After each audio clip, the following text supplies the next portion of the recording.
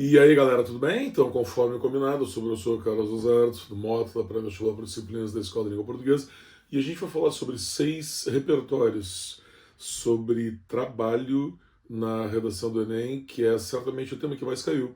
Se a minoria de mulheres já caiu várias vezes, e muitas vezes imbricado no trabalho, o aspecto trabalho é um dos aspectos mais interessantes sobre o Enem, porque talvez seja, né?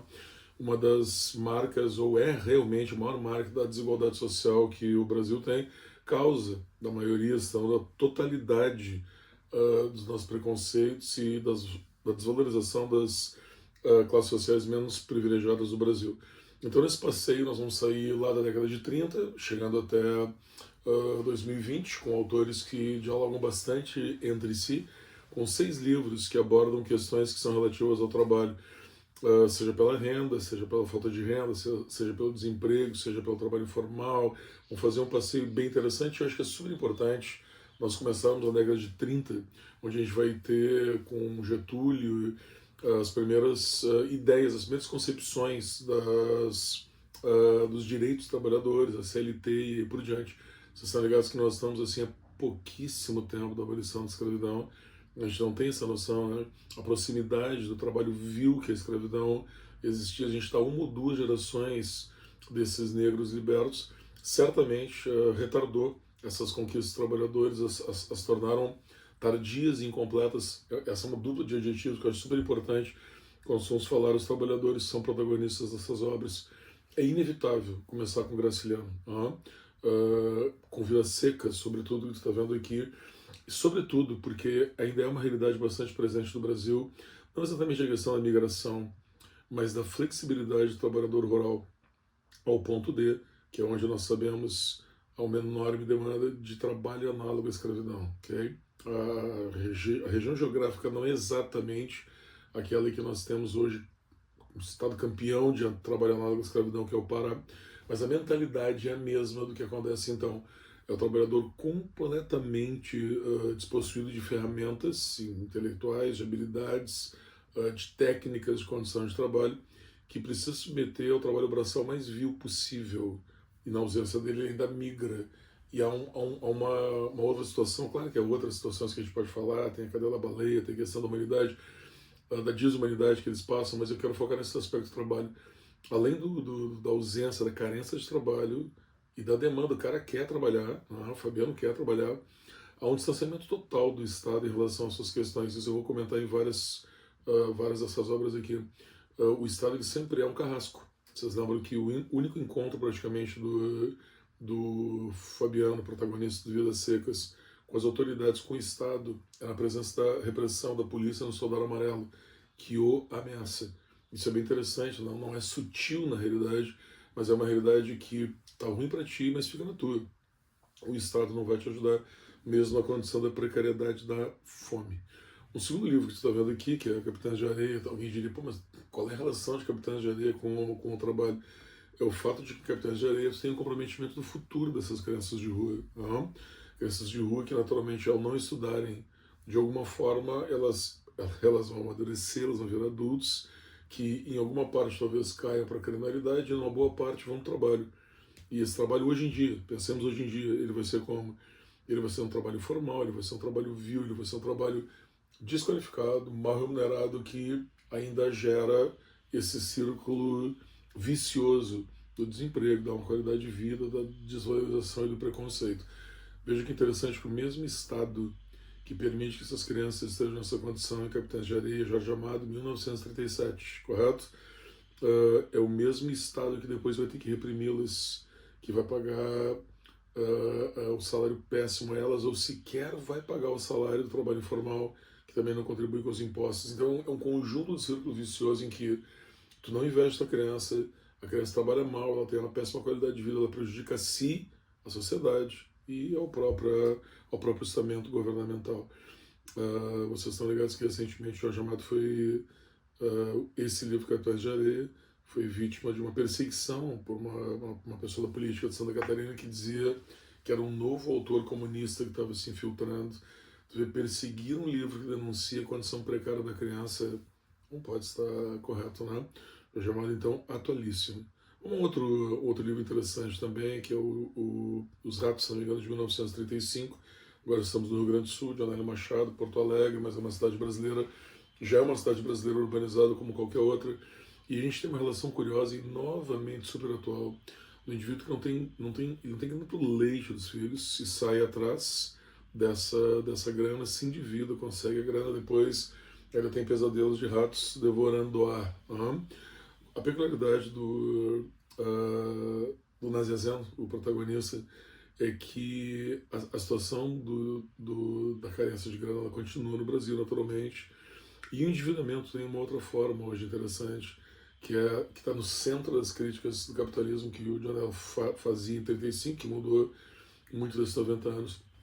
Talvez hoje na Zezena tivesse muito mais facilidade para conseguir a grana pelas N formas que bancos, financeiras, às vezes financeiras que pertencem as próprias empresas que vendem alimentos. Né? Carrefour tem um banco, outros mercados também têm bancos que vão te emprestar uma grana, que vão te dar um cartão, que vão criar um efeito bola de neve no teu endividamento. Hoje, talvez o dinheiro ele não seja tão inacessível quanto era em 35. Ele é muito mais acessível por várias formas. Tu recebe no celular propostas de endividamento. O problema é que o endividamento daí vai ser muito maior e muito mais comprometedor. É uma outra forma de exploração do trabalhador. Tipo, é fácil botar dinheiro na mão do trabalhador, mas depois eu vou cobrar isso de uma forma extremamente escorchante, assim, de uma forma que é praticamente um roubo. Que é como acontece com muitos financiamentos de carro e imóvel, que o cara paga várias vezes o valor porque tu coloca juros, ou porque a pessoa não percebe. Lembra de uma expressão que a gente gosta bastante de usar em redação, ela é hipossuficiente, ela não tem noção de que ela está sendo roubada, ou porque a pessoa precisa, simplesmente porque a pessoa precisa. Chamado crédito rotativo, né, que os juros são estratosféricos. Aí a perspectiva é um pouco diferente. Tipo, há dinheiro disponível e a grande coincidência é que o endividamento ele permanece, ok? Vamos passar para uma quarta, dando um salto agora de gerações, uma quarta ideia que é o quarto despejo. Livro de 1960, da superperiférica Carolina de Jesus, uma mulher favelada, mãe solteira de 3 filhos, que era catadora de papel. Aí a gente tem a realidade, vejam bem, mas ela era catadora de papel, isso é trabalho, é o trabalho informal, trabalho sem nenhum tipo de direito, o trabalho que a pessoa trabalha no dia para comer no mesmo dia e gera uma das situações que nós passamos num agravante enorme na pandemia, mas ainda afeta milhões de brasileiros que têm segurança alimentar, que é não ter a próxima refeição garantida. Bela definição de segurança alimentar, muito comum entre os indivíduos que fazem trabalhos braçais, como os camelôs, que a gente vê nos centros das grandes cidades, que recebem diárias que garantem a alimentação do seu dia. No caso da Carolina de Jesus, ainda pior, né? O catar o papel significava encontrar e comer, ou não encontrar o papel e não comer. Carolina ainda é dentro desse segmento que representa o que nem se chamava assim, nem se tinha essa concepção de direitos. Vejam, nós estamos em 1960, 30 anos ainda praticamente, das noções de direitos básicos do Brasil, da Constituição de 88. Okay? Carolina representa muito essa realidade, uma realidade que voltou com força depois da Constituição, da falta de vínculo de trabalho e do abandono total dessas populações, as condições mais precárias, inclusive a da fome, ok? Mas um salto agora um salto maior, vamos para Em Que Mundo Tu Vive, livro de 1921, do José Faleiro, também aqui de Porto Alegre, os porto-alegrenses bem representados nessas questões de trabalho, né? Que reflete agora uma diferença, se tu olhar bem, queria muito que tu comparasse, se tu puder ler também, para tu te expressar melhor na redação do Enem. Lá na Carolina de Jesus a gente está vendo a pobreza do ponto de vista dela, claro que é dramático, uma tragédia que ela passa, a sua família também, e aí por diante, mas a exploração é uma coisa distante, e ela também não é, ela reclama bastante da política, Carolina e tal, mas é uma relação ainda dependente dessa situação com o governo não está presente, ela denuncia a corrupção da política e aí por diante. A peculiaridade do Faleiro, sua maior peculiaridade, que há um outro vídeo aqui no canal, se quiser ver, é que ele faz a crítica do viés de classe. Então, nós não estamos falando diretamente do governo como explorador, mas da iniciativa privada, é exploração consciente, é aquele cara que te contrata para fazer um trabalho, deu um problema no trabalho e ele te explora mesmo que não haja absolutamente nada para fazer, te dando um martelinho durante o dia inteiro para tu demolir uma casa enorme, um casarão, que é a tônica. Essa é uma coisa que tu tem que ler, é o foco central do Em Que Mundo Tu Vive. Eu vou te explorar de qualquer forma, abusivamente, e eu estou absolutamente consciente disso, diz o empresário, o empreendedor, o capataz da obra e por diante. Essa expressão Em Que Mundo Tu Vive vem disso. É o opressor dizendo para o oprimido: tu não está vendo que eu vou te explorar, mas é óbvio que eu vou te explorar sempre. Eu acho que o Faleiro, diferentemente do Nazezeno, diferentemente da Karen Jesus, ele vai lá e expõe a face do capitalismo. A gente fica olhando para os indivíduos oprimidos, que são os protagonistas, mas eles estão ali para falar da sua condição, mas sobretudo daqueles que o colocaram naquela condição, daqueles que mantêm essa condição, que estão ali para desvelar o opressor. Esse cara é muito top. Como também é top essa menina, Lila Guess, se não me engano, paulista, desse livro maravilhoso de 2023, cujo título é sensacional, O Céu para os Bastardos, que trabalha uma condição de atividade que eu acho que deveria ser proibida, que é a mulher que dorme no emprego e cuida, praticamente a ama de um filho de uma mulher de classe média alta. Então ela cria o filho, porque a mãe biológica é indiferente, é rica, não está nem aí para a criança, e o filho dessa mãe rica considera essa empregada doméstica, negra, periférica, obviamente, quase verdadeiramente a sua mãe. Ele desenvolve uma relação melhor com ela do que com a própria mãe. Porém, essa mãe ama.